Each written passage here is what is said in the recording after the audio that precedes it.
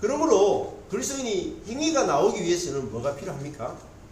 내가 어떤 은혜를 입었는지를 아는 게 필요해요. 내가 어떤 은혜를 입었는지 아는 것. 그것이 믿음이에요. 자, 그러면 믿음 앞에는 목적어인 은혜라고 했잖아요. 그리스도인은 내가 먼저 아는 게 먼저야. 자, 정상적인 그리스도인의 생활 5천만리의 책에 보면 그렇다고 했잖아요. 로마서를 보면서 너희가 그리스도와 함께 죽었다는 것을 알지 못하느냐 이렇게 합니다. 너희가 그리스도와 함께 죽고 그리스도와 함께 부활했다는 것을 알지 못하느냐. 첫 번째 알미예요. 자, 믿음 이전에 뭐가 존재하느냐? 알미 존재하느냐. 자, 믿기 위해서는 뭐가 필요해요? 무엇을 믿는 거잖아요. 내용이 있다. 내용을 믿어야 되잖아요. 근데 우리는 무조건 하나님을 믿는다 이렇게 생각합니다. 근데 하나님의 무엇을 믿는지가 나와요. 하나님이 무엇을 하셨는지, 하나님이 무엇을 하셨다를 믿어야 돼요. 내용이 중요하다. 오늘 아침에 잠시 박영선 목사님의 믿음에 관한 책을 읽었는데 그 책에 보면은 일반 종교는 신을 믿는다 그러면은 신의 초월성을 믿는 거예요. 아, 신이 대단하다, 능력이 있다, 초월적이다. 나는 신을 믿는다. 믿는 목적이 뭐예요? 신의 능력으로 자기의 소원을 이루기 위해서 신을 믿는 거라. 그거를 종교에서 말하는 믿음이에요. 근데 성경에서 말하는 믿음은 하나님의 초월성을 믿는 것보다 뭡니까? 계시를 믿는 거예요. 구분했다.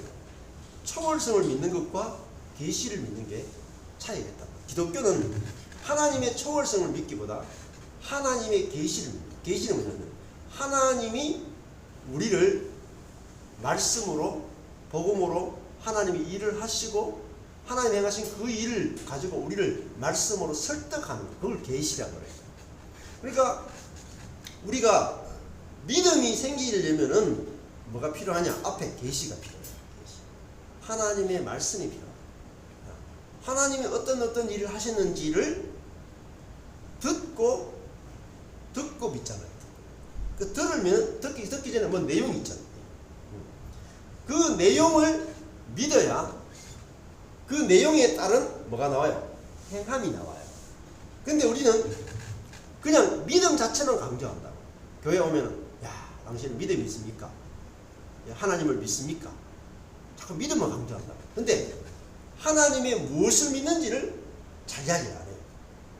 그러다 보니까 행함이 구체적이지 않고 행함이 안 나온다. 구체적인 행함이 나오려면은 성경적인 행함이 나오려면은 앞에 아는 게 중요하다. 자, 그러니까 우리는 아는 것을 믿는 거죠. 아는 것을 믿는. 바울은 그래서 우리는 아는 것을 모르고 너희는 모르는 것을 믿는다. 그러니까 우리는 하나님을 믿는데 하나님이 하신 일을 믿어야 됩니다.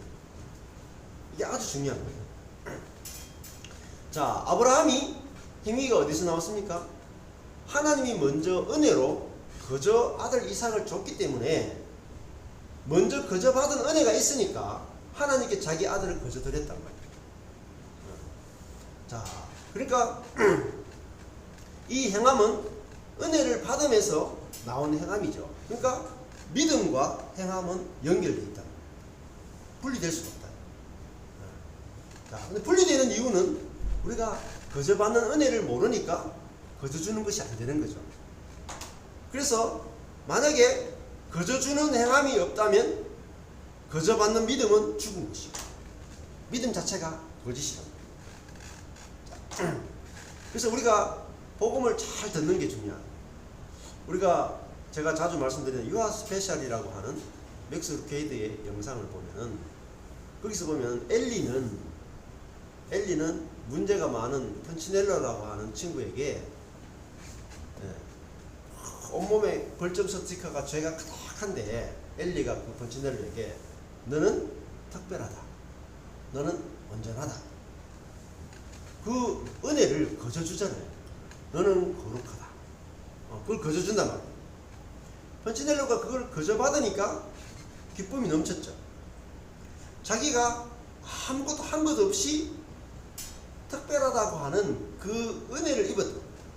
그러면 펀친델로는 나가서 뭘 하겠어요? 자기는 아무것도 한 것이 없이 자기는 죄악투성인데 하나님이 자기를 보고 너는 특별하고 나는 너의 죄를 보지 않는다라고 하는 그 은혜를 입었잖아요.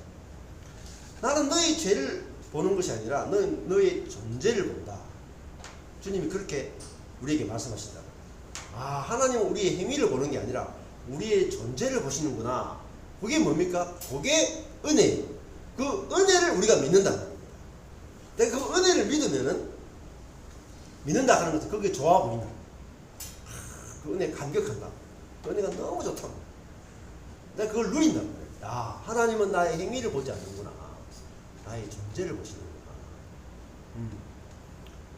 그리고 하나님은 나의 행위를 보는 게 아니라 사실 하나님은 당신 자신의 행위를 보는 거예요. 이게 중요해요. 내가 무엇을 했느냐를 보시는 게 아니라 하나님 당신 자신이 무엇을 했느냐를 보신다. 그러니까 그분 앞에 서면 우리는 자유해지는 거죠. 왜냐하면 나의 행위를 들고 나가는 것이 아니라 하나님의 행위를 보고 나가는 거라고. 그러니까 우리 신앙생활이라고 하는 것은 너무나 자유로운 거예요. 나의 행위를 들고 나가야 되는 것이 아니라 하나님의 행위를 의지해서 나가는 거라죠. 그걸 믿음. 하나님의 행위를 의지한다. 그걸 믿음이다. 자, 믿음이 정의가 쉽죠. 하나님의 행위를 의지하는 걸 믿음이다. 그 나의 행위는 필요가 없어. 하나님의 행위를 의지하는 게 믿음이다. 내가 안 들어가죠. 그건 너무 좋잖아요. 내 행위가 안 내려가잖아요. 하나님의 행위를 내가 의지하잖아. 그 은혜를 입었으니까 그 은혜를 받은 사람은 옆에 사람에게 어떻게 하겠어요? 행위를 요구하지 않는다. 하나님이 나의 행위를 요구하지 않는 분이기 때문에 나도 형제에게 행위를 요구하지 않는다. 그러니까 이거는 하나님이 내게 행위를 요구하지 않는 걸 은혜를 믿는다는 거고, 내가 형제에게 행위를 요구하지 않게 되는 것을 행함이라는 겁니다. 그래서 믿음과 행함은 반드시 연결되어 있습니다. 근데 지금까지 2000년 기독교 역사상 수많은 그리스도인들이 오해한 것은 이 행함을 우리가 뭔가 해야 되는 행위로 잘못 오해했단 말이에요. 자, 여기서 문제가 터진 거죠. 그 로마서도 보면은 로마서가 1장부터 16장까지 있잖아요. 근데 로마서 1장에서 11장까지가 믿음이에요. 로마서 1장부터 11장까지 하나님의 은혜를 이야기했다. 그러니까 이 은혜가 11장이나 돼요. 12장부터 16장은 짧죠. 3분의 1밖에 안 돼. 3분의 2는 하나님의 은혜를 이야기해요. 3분의 1은 행위를 이야기해요.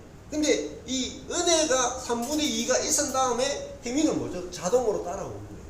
그러니까 로마서 앞에 핵심은 1장부터 11장까지는 하나님이 우리를 거저 받아주셨다. 1장부터 10. 하나님이 우리를 거저 받아주셨다. 이게 로마서 1장부터 11장이야. 12장부터 16장까지는 뭐죠? 너희도 거저 받아라. 근데 너희도 거저 받으라는 이 명령은 앞에 반드시, 그죠? 명령 이전에 반드시 앞에 서술가 있다.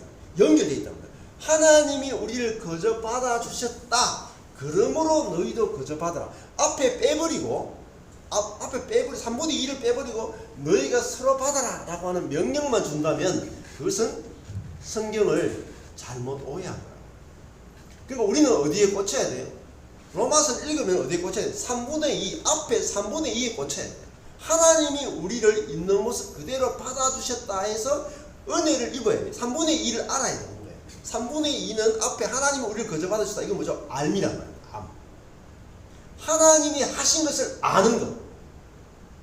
이거 아는데 모든 설교가 집중이 돼야 돼. 하나님이 우리를 위해서 행하신 것을 풍성히 알고 누리면 그 다음 뭐죠? 형제를 거저 받아주는 것은 결과로 저절로 나오는 거예요. 아브라함이 100세에 자기 아들 이삭을 거저 받는 은혜를 받았으니 거저 받았잖아요. 거저 받았으니까 하나님께 모리아 산에서 자기 아들을 거저 드렸단 말이에요. 이거는 반드시 믿음과 행위는 연결되어 있어요. 근데 앞에 믿음을 빼버리고 행위만 이야기하면 이단이다. 믿음만 이야기해도 이단이다. 믿음과 행위가 연결돼. 이게 야고보스예요.